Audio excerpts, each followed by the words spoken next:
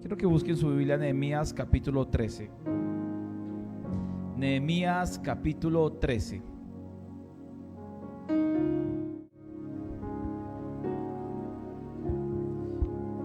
Título del mensaje, sencillo, se llama Acuérdate de mí, oh Dios. Acuérdate de mí. Nehemías capítulo 13, verso 31, solo el verso 31 lo vamos a leer. Nehemías capítulo 13, verso 31. ¿Cómo se llama el mensaje? Acuérdate de mí, oh Dios. Dice así, versículo 31 del capítulo 13. Y para la ofrenda de la leña en los tiempos señalados, y para las primicias. Y termina el libro de Nehemías diciendo: acuérdate de mí, Dios mío, ¿para qué? Para bien. Acuérdate de mí, Dios mío, para bien. Termina con una oración, Nehemías. Es bien interesante esto, porque para poderlo comprender hay que intentar entender el contexto histórico del libro de Nehemías. ¿Cuántos conocen un poquito sobre la historia de Nehemías? ¿Cuántos la han leído? ¿Saben en cómo sucedieron las cosas? El pueblo de Babilonia, el imperio de Babilonia se había llevado cautivo a todo Israel. Y a través del profeta Jeremías se había dado una palabra de que Dios iba a recoger a los llevados cautivos, iban a regresar nuevamente a Israel. Se escribieron salmos sobre eso, se habló sobre eso, se profetizó sobre eso. Y cuando hubo el cambio de imperio, que ahora el imperio persa estaba gobernando todo el mundo, por así decirlo, el mundo de ese lugar, entonces hay una orden. Dios mueve a misericordia al emperador o al rey de este imperio y dicen: ya pueden regresar. Al rey Ciro, ya pueden regresar. Y cuando regresan Israel, hay varios personajes muy importantes, entre ellos Esdras y posteriormente o paralelamente Nehemías, uno con un deseo de restauración o de la restauración espiritual y del templo, y otro, especialmente Nehemías, con el objetivo de arreglar la parte de los muros. Nehemías es dividido en dos partes. Hasta el capítulo 8 hay buenas noticias. Es un trabajo fuerte de Nehemías, y quiero que lo note bien interesante, porque cuando usted lee Nehemías siempre nos centramos en el capítulo 4 de Nehemías, donde hay cosas muy valiosas y hemos predicado, donde de repente Nehemías está intentando levantar el muro, pero se levantan varios enemigos: Abalat, Tobías, los amonitas y los mismos judíos que habitaban ahí entre ellos, opusiéndose o colocándose en contra de la construcción de los muros. Entonces Nehemías ora esa oración famosa: Señor, devuélvele el baldón a ellos, y empezó a colocar familias con espadas, con lanzas y con arcos en 3 lugares estratégicos detrás del muro, en lugares abiertos y adelante, siempre protegiendo las entradas. Entonces dice que con una mano estaban construyendo y con la otra mano estaban con la espada, defendiendo y protegiendo la construcción de los muros. Un verso clave en Nehemías es donde dice que el pueblo tuvo ánimo de trabajar y el muro fue terminado hasta la mitad. Entonces usted va a encontrar cosas maravillosas de cómo el pueblo tuvo la victoria y cómo Nehemías trabajó en la construcción. Tenía una misión importante Nehemías. Nehemías era el copero del rey. Sí, él estaba muy cómodo, él estaba tranquilo, pero él dijo: yo no puedo estar tranquilo viendo que mi ciudad y viendo que Jerusalén estaba mal. Yo no puedo estar tranquilo frente a eso. Entonces por eso Nehemías se mueve con una misión dada por Dios de poder levantar los muros. ¿Qué significaba levantar los muros? Era la protección. Era la protección frente a pueblos enemigos y frente a mucha situación. Y él tenía que levantar esos muros, pero no fue fácil. Hasta el capítulo 8 usted va a encontrar en Nehemías victorias maravillosas. Pero luego el capítulo 8 en adelante usted va a encontrar que el trabajo no había terminado. Ahora el pueblo se había desordenado. Ellos habían hecho un pacto con Dios de que iban a cumplir la ley, que iban a cumplir las promesas, que iban a hacer las cosas bien, que se iban a alejar de todo lo que estaba mal en ellos. Aún se había casado con mujeres que no eran de su pueblo, y Esdras los había movido al divorcio y que se santificaran y etcétera. Pero de repente sucedió una situación terrible, porque usted los va a encontrar después del capítulo 8 que Nehemías tiene una batalla ahora, una batalla muy fuerte. Ahora Nehemías está gobernando Israel, o Jerusalén en este caso lo estaba gobernando, pero había una situación interesante. El pueblo se había alejado detrás del muro, y después el muro había terminado y habían colocado negocios y tiendas aún ahí alrededor. El templo no había nada, la gente no estaba cumpliendo ni el día de reposo, no estaba guardando nada y se volvió todo un desorden. Nehemías entra en una limpieza y en un trabajo muy fuerte. Cuando usted ve los últimos libros de Nehemías, usted va a encontrar Nehemías limpiando, sacando a la gente, purificando, haciendo una labor muy fuerte de santificación, porque ese era el mandato de Dios y ese era lo que Dios lo estaba guiando, a santificar el asunto. Pero cuando usted ve toda esa labor y usted lo ve desde esa perspectiva histórica, usted dice: wow, o sea, mire esa labor tan profunda que está haciendo Nehemías. Pero Nehemías termina el capítulo diciendo estas palabras. Habla sobre lo que está arreglando, dice: mi ofrenda, la leña, los tiempos señalados, todo lo ha cuadrado. Pero dice: acuérdate de mí, oh Dios, acuérdate, Dios mío, ¿para qué? Para bien. Otra versión dice: acuérdate de mí para cosas buenas. Acuérdate de mí para cosas buenas. Y hay algo que me encanta en Nehemías, porque cuando usted ve a Nehemías, cualquiera dice: la historia es muy bonita, le ha tocado muy duro, pero Nehemías no es alguien que se da por vencido. Nehemías sabe que hay mucho que todavía había que hacer, hay mucho trabajo que realizar, hay mucho que todavía tenía que lograr. Entonces Nehemías decía: yo quiero, Señor, que no te olvides de mí, yo quiero ser parte de esto, yo quiero ser parte de aquello a lo cual tú has asignado. Hay algo que me encanta de Nehemías, es que como Nehemías decía: mira, he hecho una labor tremenda, pero hay mucho más que realizar. Todavía hay muchos exiliados que hay que traer, hay muchas cosas que hay que restaurar, hay muchas promesas que hay que traer nuevamente. Entonces dice Nehemías: acuérdate de mí, yo estoy dispuesto todavía, acuérdate de mí porque quiero hacer esto, acuérdate de mí porque quiero seguir siendo parte de ese grupo importante que hace cosas importantes para ti, Señor, acuérdate de mí. A mí me encanta esto, siempre me ha gustado el entender y el comprender de que Dios sabe mover sus fichas. Y hay algo que yo lo veo así. Una vez Dante Gell predicaba hace muchos años y me emocionaba cuando yo lo escuchaba. Él hacía una comparación y él decía que era como un partido de fútbol, la final de un partido de fútbol. A los que nos gusta un poquito el fútbol lo podemos entender y es bien clave. Entonces está el estadio lleno y se está compitiendo dos países importantes. Coloquémosle Colombia versus Brasil, ¿cierto que sí? Así, ese partido de Copa Mundial. Y de repente usted está en el estadio también y todos los jugadores están ahí.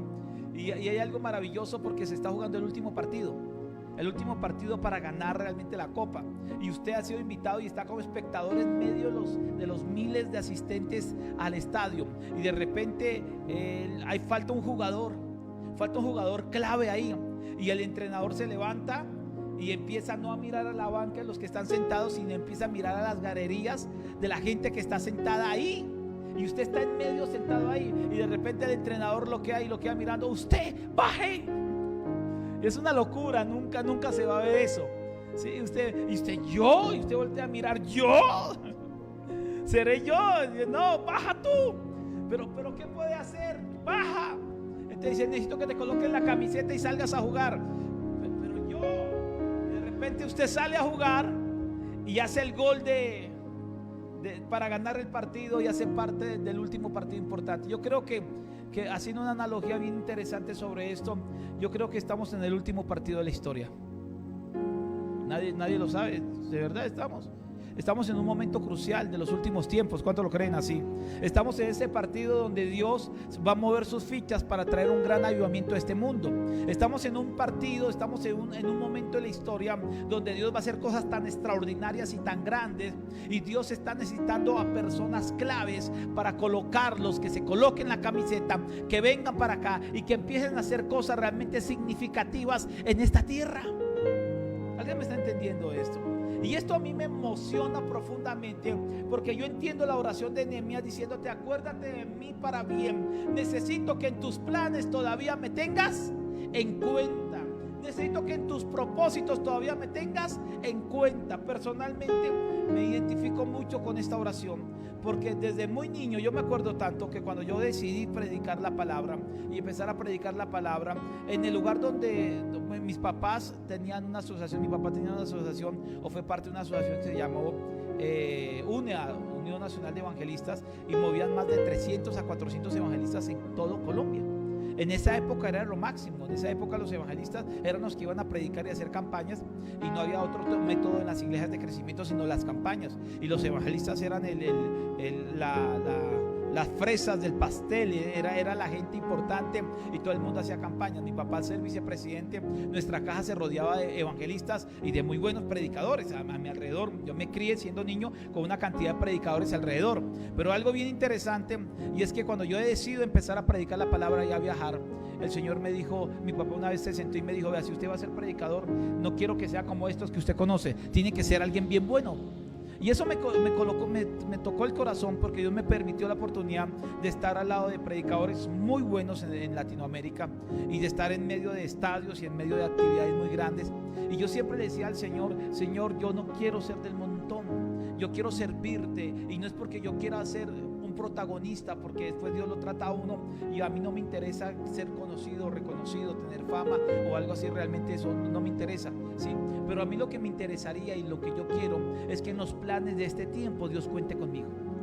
A mí me interesa que Dios pueda decir: mira, yo tengo a un muchacho allá que se ve muy joven, yo tengo un muchacho allá y yo quiero hacer cosas grandes con este muchacho, y yo quiero lograr cosas grandes con él, y quiero que hagamos cosas grandes con él, y tengo un plan con él para lograr cosas grandes. Entonces yo empiezo a leer la historia de los protagonistas. Hay un libro que se llama Los Generales de Dios, que me impactó, y cuando yo veo desde el que trajo el avivamiento en 1900, y María Éter, y John Mason y todos los que estaban ahí, y John Light y Catherine Kuhlman y la fundadora de la Cuadrangular, y veo todos esos personajes, yo digo: Señor, qué lindo, yo necesito ser alguien como eso. Y no porque lo vuelvo a repetir, Dios empieza a tratarlo a uno, y llega un momento en que a veces uno quiere solamente como figurar, y Dios a uno lo trata muy fuerte. Y a mí no me interesa figurar, pero sí me interesa dejar un legado y hacer algo importante, y decirle: Dios, yo quiero vivir una vida en la cual mi vida no pase común y corriente, desapercibida, sino que marque una diferencia. Tiene que marcar una diferencia, tiene que marcar, porque si no marca una diferencia, ¿de qué sirve tener la vida que tenemos? Yo quiero ser de alguien que Dios pueda decir: yo lo quiero usar para algo grande, yo lo quiero usar para algo especial, yo quiero usarlo para algo significativo. Yo he aprendido que hay gente que Dios lo va a usar como Nehemías. También Dios va a usar a gente como Pablo. También yo he visto que Dios va a usar a gente como David, gente como Moisés, gente como Josué. Sí, también Dios va a usar a gente como Ananías, el que llegó y le predicó a Pablo, el que consolidó a Pablo. No se menciona nada más, pero esa labor que hizo fue fundamental para poder traer lo que trajo. ¿Quién me está entendiendo eso? Pero lo importante es saber y entender de que Dios tiene planes maravillosos en este tiempo, planes enormes en este tiempo. ¿Cuántos lo creen de esa manera? Planes enormes. Uno de los avivadores de Escocia cuenta la historia que era un predicador sencillo, pero se sube a una montaña, y cuando se sube a la montaña ve todo el país, o intenta ver toda la nación, y empieza a orar y dice de esta manera: Señor, entrégame a Escocia o me muero. Entrégame a Escocia o me muero.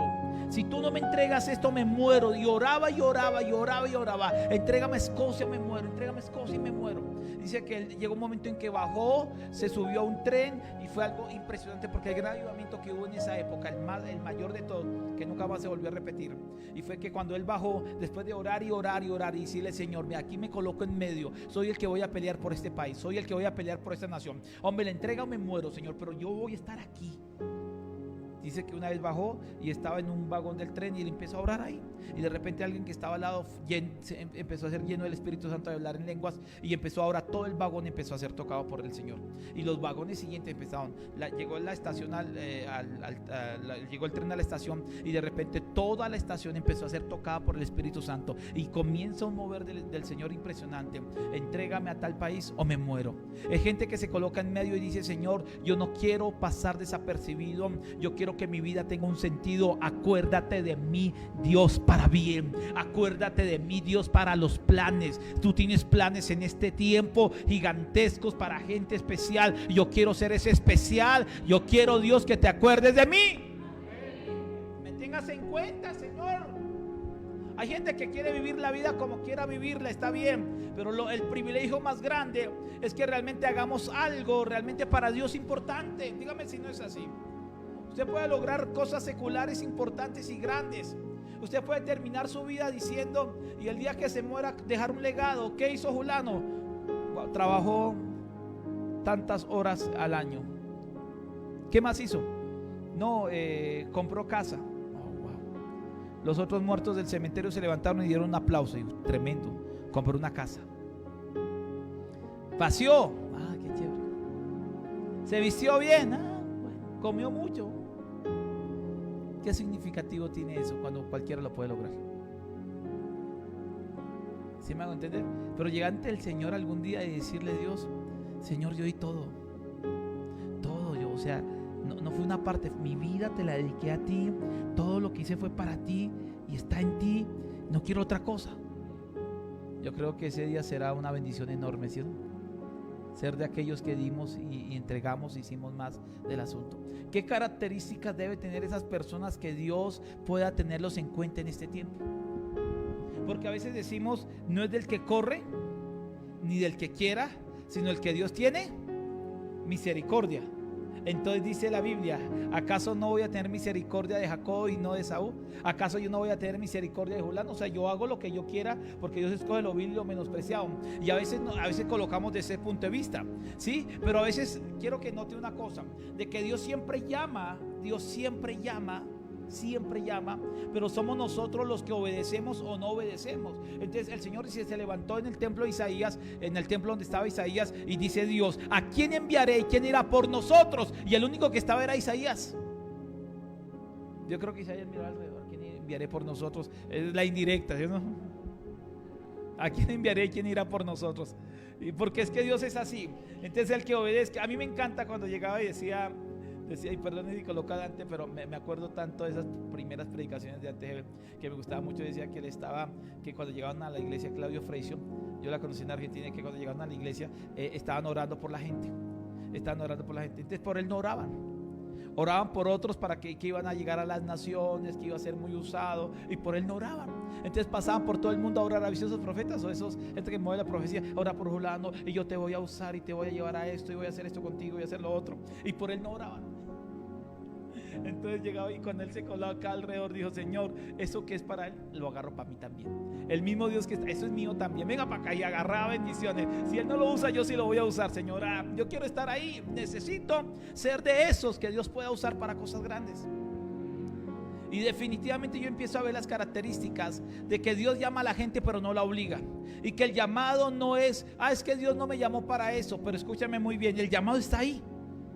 El llamado está ahí para ser parte de los soldados, hacer parte del ejército, hacer parte de ese grupo de gente que va a llegar y va a lograr cosas muy grandes en este tiempo. El llamado está, y no sé si alguien puede escuchar la voz y obedecerle al Señor. Entonces, ciertas características que son muy pero muy puntuales, y hay una de ellas que yo quiero que note hoy, y es que definitivamente es alguien que quiere hacer con su vida algo valioso para Dios. O sea, no es la gente que tiene en sus planes y en sus proyectos de vida ser un común y corriente.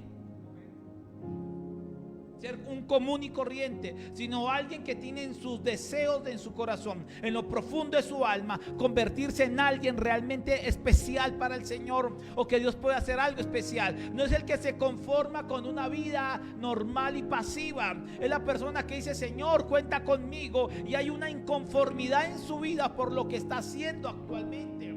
Porque si de repente usted le está dedicando 8 horas, 10 horas a un trabajo, está haciendo una vida común y corriente, como una ama de casa que solamente cuida hijos y está pendiente, o usted es una persona que simplemente sale en la mañana y regresa en la tarde de trabajar y vive una vida corriente, común, como cualquiera la viviera, entonces usted se siente inconforme con esa vida. Algunos que no han sido llamados tal vez dirán: mi vida es espectacular, estoy muy bien, trabajo, paseo, la vivo. Pero hay gente que siente una carga dentro de su corazón. Hay un sentir que Dios mismo ha colocado de que lo que está haciendo no es suficiente, y hay mucho más por hacer, hay mucho más por lograr, hay muchas cosas por hacer para Dios. ¿Cuántos sienten esa carga espiritual? Entonces sentimos eso y Dios empieza a trabajar. Entonces no somos de los del montón, tenemos que ser gente especial para el Señor.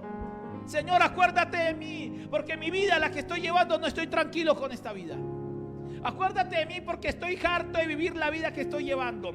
Porque aunque puede ser muy buena y no soy desagradecido, necesito hacer algo especial con mi vida. ¿Quién me entiende esto?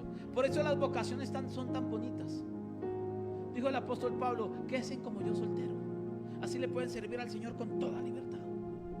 Ahora sí está quemando y se ve que no aguanta y mira alrededor y dice: Señor, ¿cuál será? ¿Cuál será? ¿Cuál será? Está, pues cases, está bien, pero qué bueno es que tome una decisión por causa del Señor. Y usted va a encontrar en la Biblia gente que empezó, que cuando hubo el llamado ellos salieron corriendo. Y me encanta. ¿Y por qué salieron corriendo? Porque vieron que el llamado del Señor era mucho más valioso que su vida. No llamó a Eliseo el Señor y él no estaba como alguien que tenía bueyes y eso era un buen empleo. Él tenía un buen trabajo, él estaba muy bien. ¿Y qué hizo Eliseo?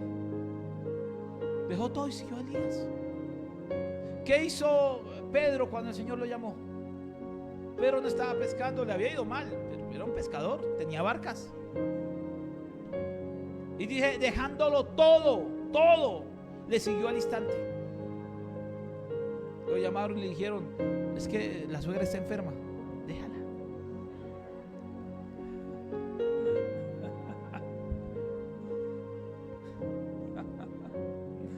Y dejándolo todo, tenía esposa, tenía hijos, eso es lo que se cree, y lo dejó todo por el Señor. Luego la pesca no era suficiente para Pedro. Pedro sabía que no era suficiente. Luego levantarse en la mañana y agarrar un barco en las noches cuando se pescaba y lanzar, intentar y esperar una buena cosecha de pescado no, para Pedro no era suficiente. Para otro tipo de persona lo era, pero para Pedro no era suficiente. No sé si la vida que usted está llevando, que yo estoy llevando, es suficiente todavía. Yo estoy feliz con mi vida. ¿Qué hace usted? No, pues lo mismo que hace todo el mundo. Lidiar con todos los sufrimientos. Pero si no estamos felices con nuestra vida, como la estamos llevando, no es que seamos mal agradecidos, sino que sentimos que hay algo más grande que hacer. Entonces significa que podemos ser de aquellos que Dios puede hacer para cosas buenas. Señor, acuérdate de mí, oh Dios, acuérdate de mí, porque no estoy conforme con la vida que estoy llevando y quiero hacer algo especial con mi vida. ¿Quién me está entendiendo esa parte? Y una vez ministré a una mujer. Esta mujer tenía 60 años cuando llegó. Entonces decía: es que a mí todo lo que me han profetizado es que yo voy a ser intercesora. Y yo le digo: ¿cuál es su llamado? Dijo: yo no quiero ser intercesora, yo quiero ser evangelista.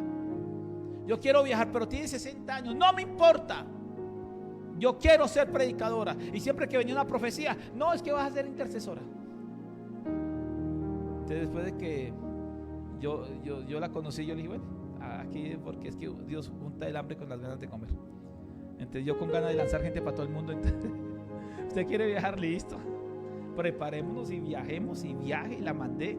Y tenía más de 60 años la viejita y predicaba la palabra. Porque hay alguien que decía: es que yo no puedo estar conforme con lo local. Yo nací para algo especial. Yo nací para vivir una vida extraordinaria. Yo nací para marcar una diferencia. Y puedo tener 60, 70, 80 años, pero si Dios me llamó a algo, quiero aprovechar estos años para marcar algo grande. Es la gente que no está conforme con su vida y dice: Señor, como Nehemías, acuérdate de mí, oh Dios, acuérdate de mí. Para bien, para los planes que tienes en este tiempo, yo quiero ser usado. Es gente que tiene una carga por hacer algo grande. Es gente que tiene la capacidad, escúchame muy bien, de tomar decisiones y de vivir renuncias por causa del servicio de Dios. Es la gente que Dios va a usar. Dios nunca va a usar a alguien extraordinario si ama más aquello que es su propia vida que a Dios y a la misión con Dios.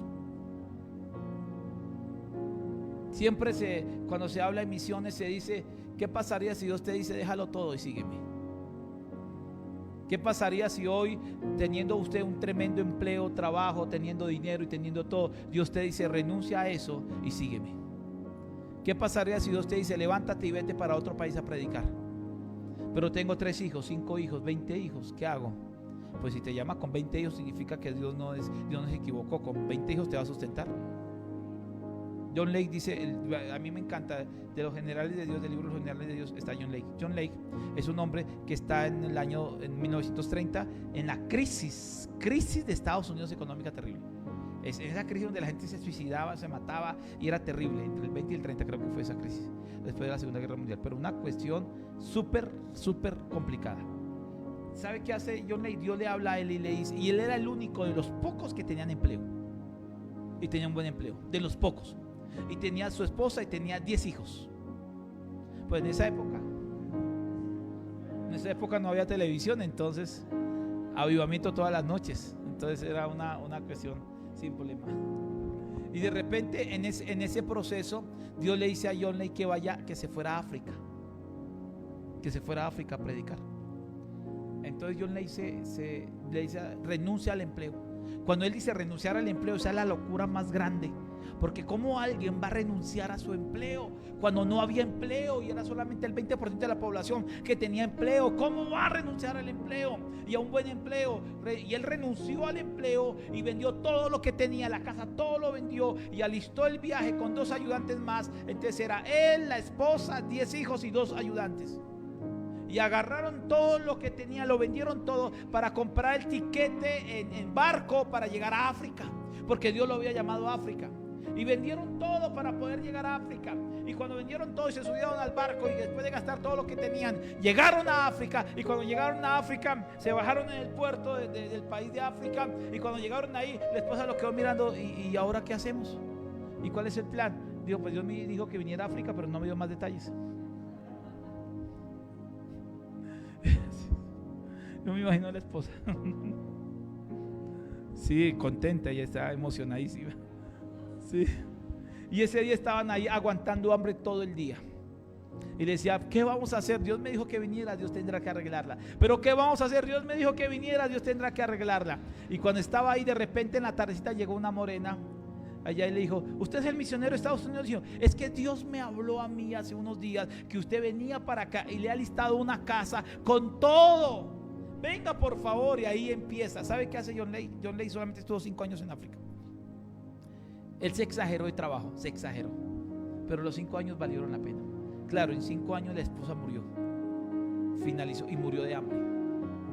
Y no murió de hambre porque no había comida, murió de hambre porque no le daba tiempo de comer, del trabajo que dio tan tremendo. Él en 5 años fundó 626 iglesias, más de 100,000 convertidos y más de 1,200 pastores y líderes en esas iglesias. O sea, el trabajo, yo hice las cuentas, para fundar 626 iglesias tuvo que haber fundado de 2 a 3 iglesias por semana. O sea, una locura, una locura.